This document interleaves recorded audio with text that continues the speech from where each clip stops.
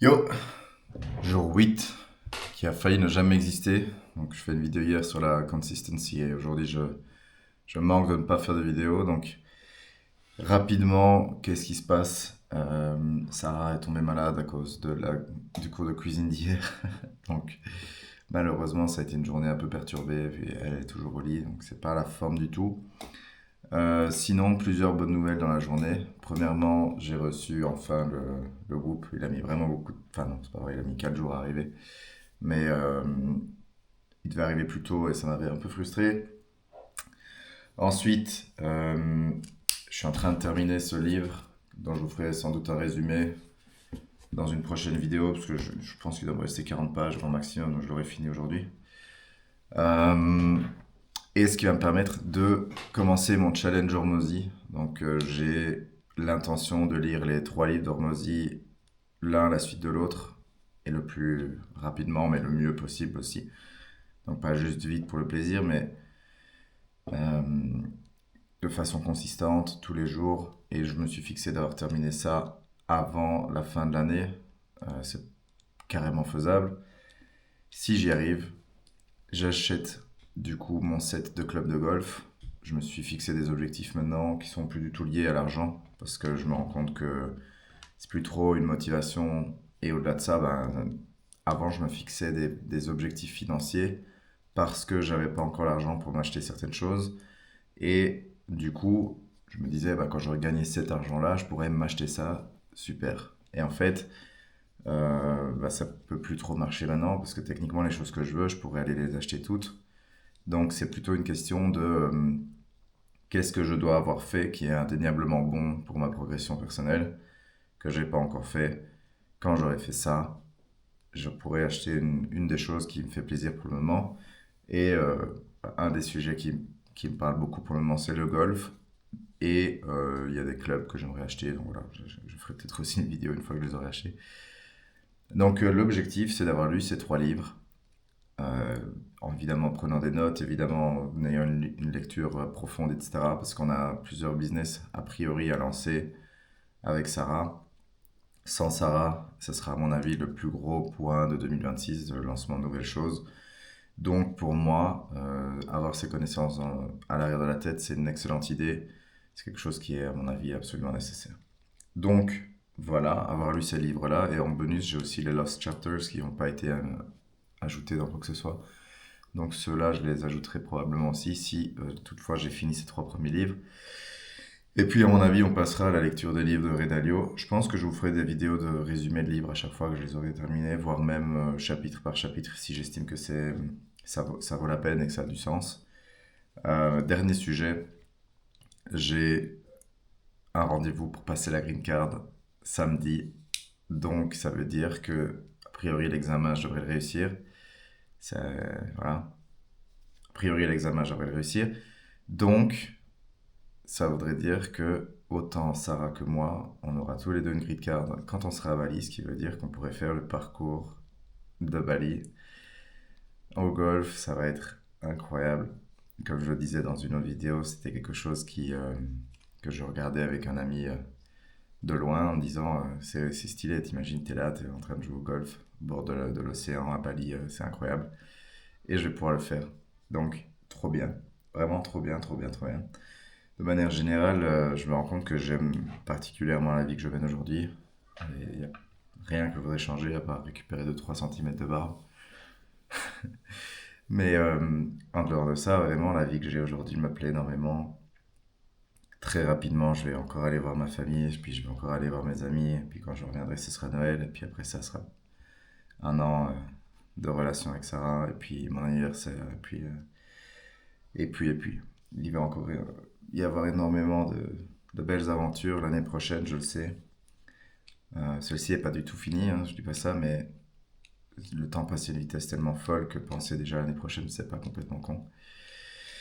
Donc voilà, je me suis aussi rendu compte que pour YouTube, c'est cool, je commence à avoir la déterre de faire une vidéo par jour, etc. Donc ça, c'est pas trop le souci. Mais par contre, ce qu'il va falloir que je fasse, c'est m'intéresser vraiment à comment fonctionne YouTube et apporter un minimum d'aide à l'algo pour qui sache à qui distribuer mes vidéos, qui sache voilà, que mes titres sont un peu plus accrocheurs, que je fasse des vignettes. Je fais déjà pas de thumbnail de vidéo, donc rien que le fait de faire des vignettes de vidéo, c'est bon aussi.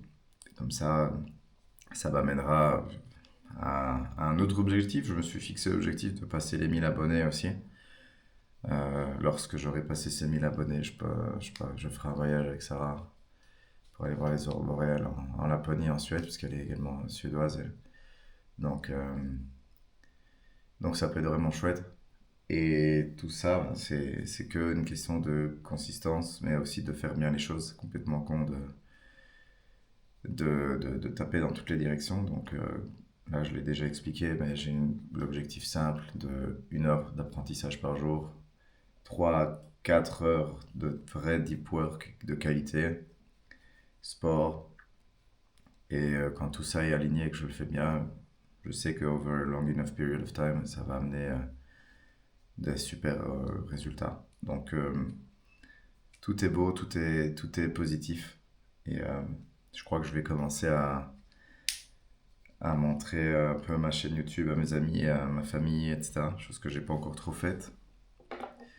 Donc ça va aussi être un truc assez marrant, ça.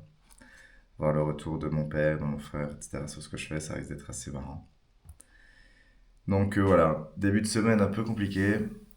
Euh, Tout ça est mis sur le ton de la santé aussi, parce que j'ai un rendez-vous médical demain. Je vais sans doute faire ma prise de sang, etc. pour vérifier que tout va bien. Le Whoop qui va m'aider à dormir correctement avec de plus en plus d'informations au sujet de ma santé. Et le sport, etc. etc. Donc j'ai vraiment envie que cette fin d'année-ci, ça soit aussi une reprise de contrôle sur mon corps et sur ce que je mange et comment je me comporte de manière générale au niveau de la santé. Reprendre le contrôle sur mon apprentissage, reprendre le contrôle sur mon taf. Tout ça en ayant vraiment un esprit super positif. Je me rends compte que parler avec des gens qui sont dans la même dynamique que moi, ça m'aide beaucoup. Et j'ai un ami qui s'appelle Pierre, avec lequel je fais un appel chaque semaine et avec qui les échanges m'amènent à être beaucoup plus positif. Je pourrais faire une autre vidéo d'ailleurs, rien que sur ce sujet-là, rien que sur ce sujet-là, mais je me rends compte que j'ai eu tendance à parler de moi très très négativement pendant très très longtemps.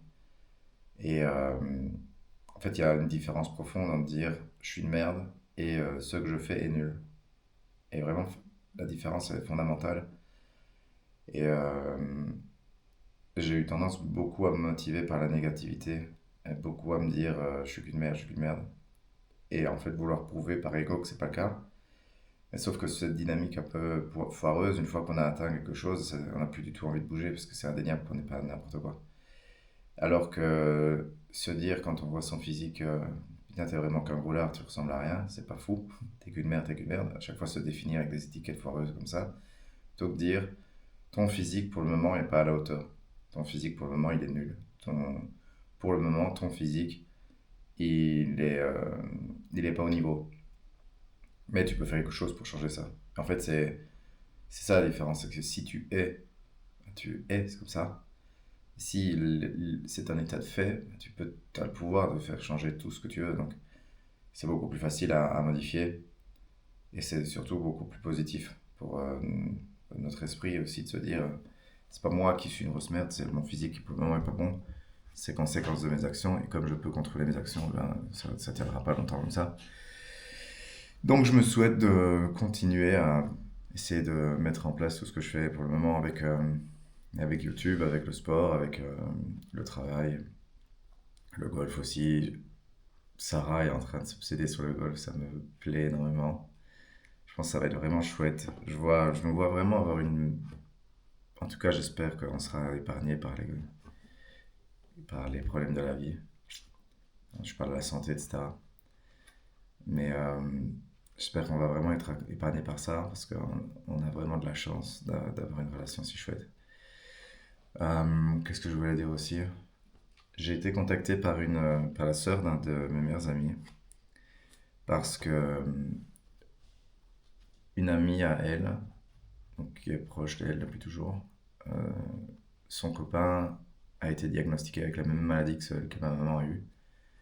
Et, et en fait, j'ai envie d'aider cette personne-là. Je la connais pas du tout, mais la douleur qu'elle va avoir et ce par quoi ils vont traverser, je le connais très bien. Et du coup, ça m'a fait quand même quelque chose de me dire, est-ce que j'ai envie d'en parler? Est-ce que j'ai envie de rien dire? Est-ce que j'ai envie de garder ça derrière moi? Mais en fait, je me rends compte que je crois que ça va me faire du bien aussi d'aider une personne dans quelque chose qui est véritablement ce que moi j'ai vécu. C'est pas des grands principes, etc. C'est, voilà, moi c'est comme ça que j'ai vécu les choses. Et donc je peux t'aider un petit peu, mais même ça, c'est une maladie qui peut tellement prendre des formes différentes. Enfin, soit. Je disais que tout était très positif et puis je enchaîne sur la mort et tout, c'est pas fou. DJ Max, l'expert de la transition. Mais anyway, la vie est belle. On commence à être vraiment dans une dynamique extraordinaire avec Sarah dans tous les projets, dans notre relation, dans tout ce qu'on met en place. Il y a vraiment que du positif qui est en train d'arriver et ça me rend super heureux. Donc j'ai trop hâte. Là je parle vraiment doucement parce que j'ai pas envie de la déranger. Elle dort dans la pièce à côté. Mais j'ai vraiment trop hâte de voir ce que le futur va donner. Ça va être incroyable. Donc encore une fois, si tu as regardé cette vidéo, ce qui est peu probable puisque premièrement elle est dans toutes les directions, mais en plus j'ai probablement pas encore fait de vignette. Si tu as quand même regardé cette vidéo que tu ne me connais pas et que tu veux suivre l'aventure, ben, abonne-toi, active la cloche et on se dit à demain pour une nouvelle vidéo. Ciao.